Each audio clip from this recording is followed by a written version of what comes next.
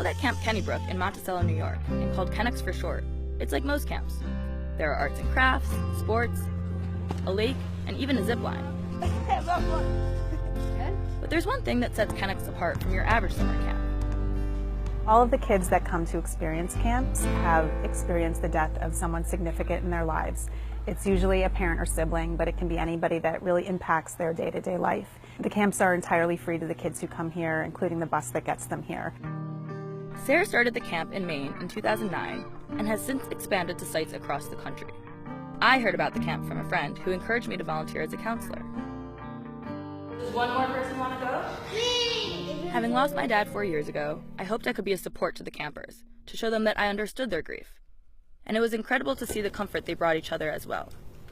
We have 9-year-old kids saying, "I get it," passing a kid a tissue, rubbing their back, saying, "I remember what it was like for me," and watching how they support each other and help one another navigate the complexity of these really intense emotions is something that I don't think you can replicate, something I don't think you can go to school for. It's something that the kids just learn intuitively, and it's magical. And so when the person didn't want to go, did the bunk make her feel better? Was she sad? Was she upset?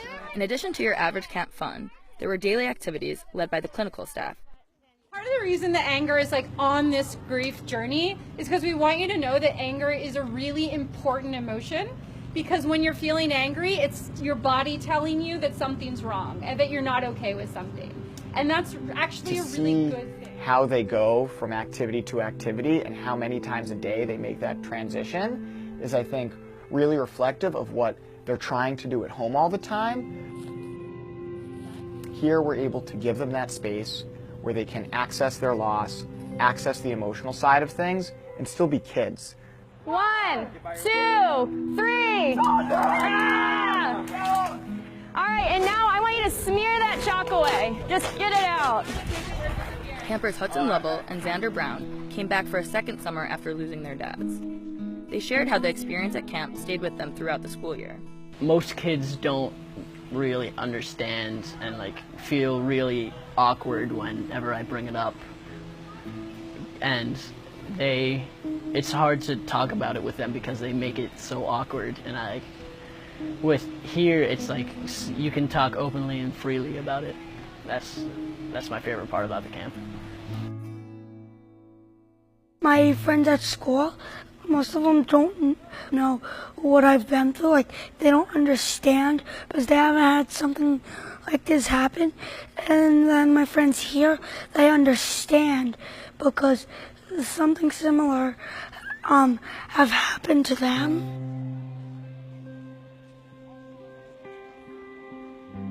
Lillian Harvey lost her sister in a plane crash in December.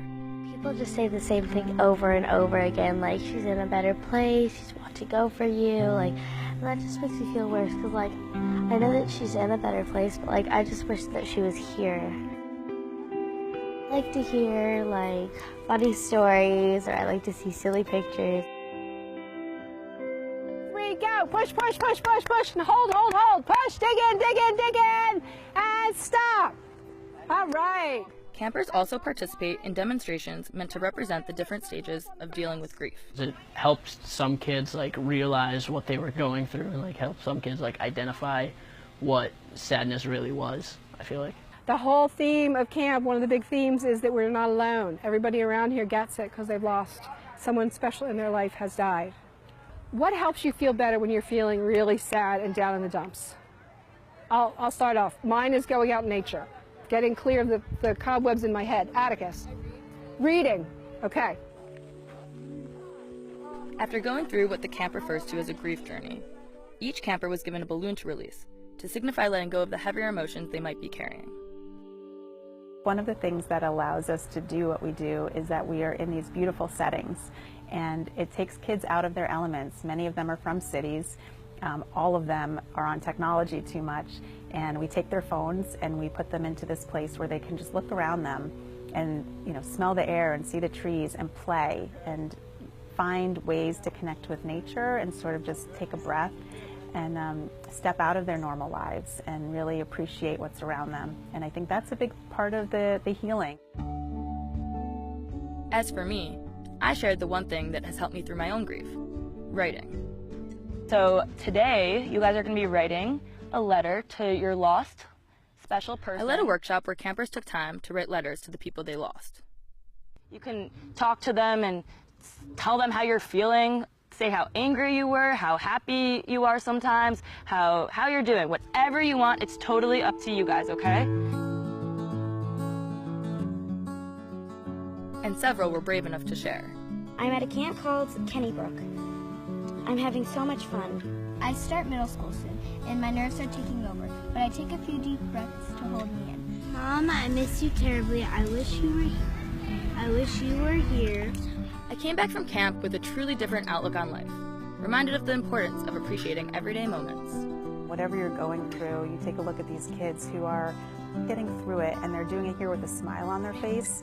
And when you see that, you just have to take a step back and think, okay, whatever's happening in your own life, in your own situation, you know, it's okay. If these kids can do that, then you can put a smile on your face and go out and do some good in the world.